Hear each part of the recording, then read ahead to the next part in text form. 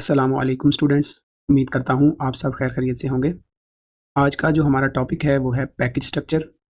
Package structure क्या होता है इसको हम इस वीडियो के अंदर समझेंगे। इसके कॉन्सेप्ट को हम यहाँ पर समझने की कोशिश करेंगे।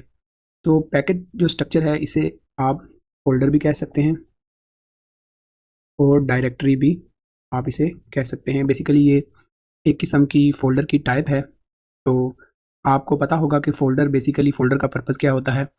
हमारे मोबाइल के अंदर भी जब भी हमें कोई रिसीव होता है व्हाट्सएप के ऊपर मैसेज, तो व्हाट्सएप का जो भी हमारे पास इमेज होगी या वीडियो होगी वो हमारे व्हाट्सएप के फ़ोल्डर में स्टोर होगी। इसी तरह हम जो भी कुछ डाउनलोड करेंगे वो हमारे डाउनलोड के फ़ोल्डर में जो है वहाँ पर जो हमें रिसीव होगा। तो फ़ोल्डर्स का बेसिकली पर्पज़ क्या है? फ़ोल्डर बेसिकली हमें स्ट्रक्चर प्रोवाइड करते हैं, हमारे डेटा को, हमारी इंफॉर्मेशन को ऑर्गेनाइज़ करते हैं। तो फ़ोल्डर्स का जो मेन पर्पज़ है बेसिकली वो क्या है?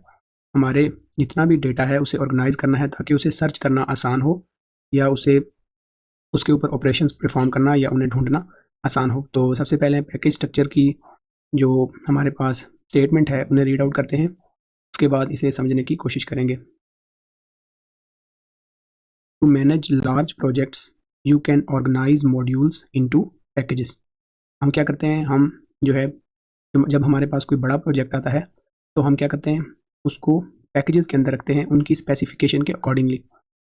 जो भी फ़र्ज़ कर लें हमारे पास ई कॉमर्स का प्रोजेक्ट है तो उसके अंदर हमारे पास क्या क्या चीज़ें हो सकती हैं, प्रोडक्ट्स हो सकती हैं। तो उनको हम कहाँ पर रखेंगे, ई कॉमर्स के फ़ोल्डर के अंदर रखेंगे। तो हमने बेसिकली क्या करना है, अपने मॉड्यूल्स को हमने ऑर्गेनाइज़ करना है थ्रू पैकेज या फ़ोल्डर। तो पैकेज क्या है basically? A package is a simply A directory, A folder containing related modules. वो क्या करता है बेसिकली, हमारे पास जो रिलेटेड फ़ोल्डर्स होंगे, रिलेटेड हमारे पास मॉड्यूल्स होंगे, उन्हें क्या करेगा, वो अपने पास स्टोर करेगा। For example, if you are building an e-commerce platform, you can create a package named e-commerce with modules like products. तो हमारे पास मॉड्यूल्स क्या होंगे, प्रोडक्ट्स डाई पाई होगा, डॉट पाई होगा, कस्टमर डॉट पाई होगा, ऑर्डर्स डॉट पाई होगा। तो इस तरह हमारे पास ई कॉमर्स के अंदर डिफरेंट मॉड्यूल्स होंगे। तो उनको हमने ऑर्गेनाइज करने के लिए क्या बना दिया, पैकेज बना दिया। तो वाइट बोर्ड के ऊपर मैं चल के थोड़ा सा पैकेज को समझाने की कोशिश करता हूँ। तो बेसिकली यहाँ पर मैंने एक आपके सामने एक फ़ोल्डर स्ट्रक्चर बनाया है आपको समझाने के लिए। यहाँ पर ये हमारे पास प्रोजेक्ट का नाम है। हमारे पास जो भी ये प्रोजेक्ट का नाम होगा वो ये यहाँ पर मैंने लिख दिया है। ये हमारे पास प्रोजेक्ट नेम है। उसके बाद हमारे पास जो प्रोजेक्ट है उसके अंदर हमारे पास जो मेन फ़ाइल है, मेन फ़ाइल जो है वो ये है, मेन फ़ाइल डॉट पाई। इसको मैंने नाम दे दिया मेन फ़ाइल। बेसिकली जो कोड होगा एग्जीक्यूशन का वो इसी के अंदर होगा, मेन फाइल। तो उसके बाद हमने एक पैकेज बनाया यहाँ पर। ये आपको ई कॉमर्स के नाम से हमने पैकेज बनाया, क्योंकि जो हमारा प्रोजेक्ट है वो ई कॉमर्स के रिलेटेड है।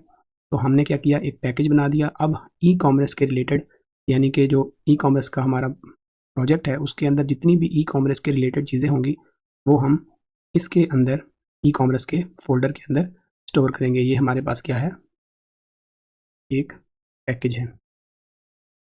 और पैकेज के अंदर हमारे पास दो मॉड्यूल्स हैं। एक बाय डिफ़ॉल्ट मॉड्यूल होता है जिसे हम कहते हैं इंट डॉट पाई। ये हमारे पास है बाय डिफ़ॉल्ट मॉड्यूल। जब भी आप पैकेज बनाओगे तो ये बाय डिफ़ॉल्ट यहाँ पर मौजूद होगा। इसे हम कहते हैं इंट पैकेज। इंट डॉट पाई इस फाइल का नाम होता है। जब भी आप पैकेज बनाएंगे तो ये बाय डिफ़ॉल्ट ही आपके साथ बन के आ जाएगा। उसके बाद आप दूसरा मॉड्यूल खुद बनाएंगे। वो क्या होगा, प्रोडक्ट होंगी, इसके बाद ऑर्डर्स होंगे, उसके बाद आपकी शिपिंग का मॉड्यूल बन जाएगा। जितना भी मॉड्यूल्स बनते जाएंगे, जितना भी आपके पास कोड होगा या कुछ भी और रिक्वायरमेंट्स होंगी, तो आप इस ई कॉमर्स के फ़ोल्डर के अंदर उसे बनाते जाएंगे। तो बेसिक इसका पर्पज़ क्या है कि आपका कोड जो है वो ब्रेक हो जाए, आपका कोड स्ट्रक्चर हो जाए। जब आप फ़र्ज़ कर लें आप कोई मिस्टेक कर देते हैं तो आपको कोड को विजुलाइज़ करना भी आसान होगा। फ़र्ज़ कर लें आपने प्रोडक्ट के अंदर कोई मिस्टेक की है तो आप डायरेक्टली प्रोडक्ट के मॉड्यूल के अंदर जाएंगे, यहाँ पर देखेंगे क्या मिस्टेक है, उसको रिज़ॉल्व करेंगे और आपका कोड रन हो जाएगा। बजाय इसके कि आप सारा कोड मेन फाइल के अंदर लिख दें और उसको समझना ही आपके लिए मुश्किल हो जाए। तो बेसिक जो हमारे पास पर्पज़ है पैकेज का वो क्या है, पैकेज हमें स्ट्रक्चर प्रोवाइड करता है कि हमने अपनी जो कोड है उसे ऑर्गेनाइज कैसे करना है और उसको हमने कैसे जो है किस तरीके से हमने लिखना है ताकि हम उसके अंदर से जितने भी उसके अंदर वर्क है उसे एफिशिएंटली परफॉर्म कर सकें। तो इस सारे को हम जो है जो हमने यहाँ पर देखा है इसको हम प्रैक्टिकली परफॉर्म करेंगे और देखेंगे कि बेसिकली पैकेज जो है वर्क कैसे करता है। तो यहाँ पर मैंने पाइचार्म को ओपन कर लिया है। हमारे पास यहाँ पे आपको नज़र आ रहा होगा पाइथन प्रोजेक्ट 1। ये हमारे पास बेसिकली क्या है, हमारे प्रोजेक्ट का नेम है। उसके बाद यहाँ पर आपको नज़र आ रहा होगा क्लास 11 वर्क। ये बेसिकली हमारे पास मेन फाइल है, इसे हम कह रहे हैं मेन फाइल। यहाँ पर मैं एक पैकेज बनाऊँगा, इसके ऊपर हम प्रोजेक्ट के ऊपर राइट क्लिक करेंगे। उसके बाद न्यू के अंदर यहाँ पर आप देखें पाइथन पैकेजेस। बेसिकली ये क्या है, आपको ये डायरेक्टरी है और पैकेज की जो आइकन है इसके अंदर आपको चेंज नज़र आ रहा होगा। बेसिकली जो पाइथन पैकेज है ये फोल्डर या डायरेक्टरी की एक टाइप है। तो इसको हमने बनाया, यहाँ पर हम उसे नाम देंगे ई कॉमर्स हमने इसे नाम दे दिया। यहाँ पर हमारी जो है पैकेज क्रिएट हो गया। अब इस पैकेज के अंदर आप देखें int.py आपके पास बाय डिफ़ॉल्ट बन के आ गया है। तो यहाँ पर हम ई कॉमर्स की और जो चीज़ें होती हैं वो बना लेते हैं। यहाँ पर राइट क्लिक करेंगे न्यू और पाइथन फाइल, यहाँ पर हम नाम लिखेंगे, फर्ज कर लें product.py, एक फ़ाइल होगी हमारे पास। उसके बाद फिर राइट क्लिक करेंगे न्यू पाइथन फाइल, उसके बाद order.py दूसरी। इस तरह जितनी भी ई कॉमर्स के अंदर चीज़ें होती हैं आप उनको अलग अलग उनकी फाइल्स बनाते रहेंगे इसी के अंदर। इससे क्या होगा, आपकी ये जो ई कॉमर्स है डायरेक्टरी है ये आपके पास स्ट्रक्चर की फॉर्मेट के अंदर आ जाएगी। जो भी ई कॉमर्स वर्क होगा इसके अंदर होगा। अगर आपने यहाँ पर कोई और काम करना है उसे आप बाहर बना सकते हो, कोई और आप पैकेज बना सकते हो।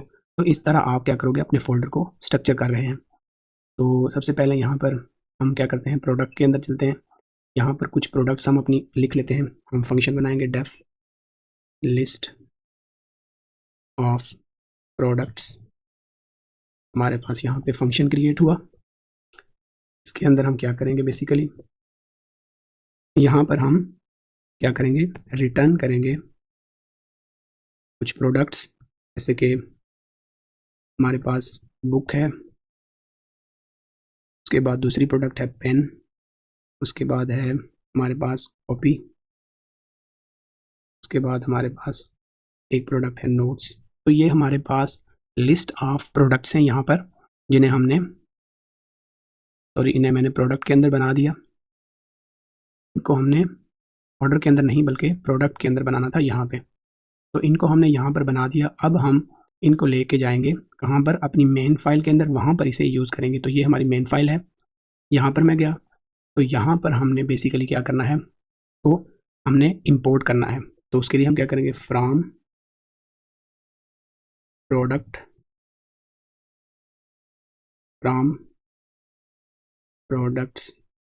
Import product e commerce import product. तो ये हमने लिखा। उसके बाद हम क्या करेंगे, यहाँ पर क्या करेंगे, एक वेरिएबल डिक्लेयर करेंगे अवेलेबल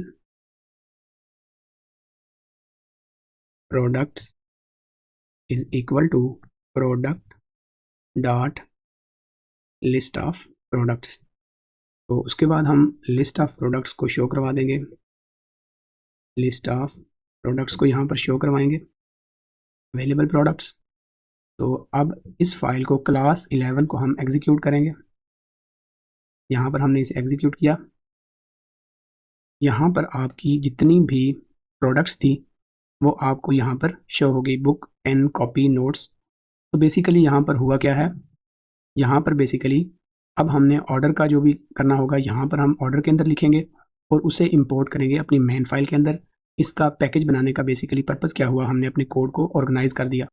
फर्ज कर लें इस पैकेज के अंदर, इस product.py के अंदर कोई भी एरर आएगा तो यहाँ पर कोड थोड़ा होगा, उसे हमें एरर को रिजॉल्व करने में आसानी हो जाएगी। तो ये था हमारे पास पैकेज का कॉन्सेप्ट, जिसे हमने यहाँ पर अंडरस्टैंड किया है।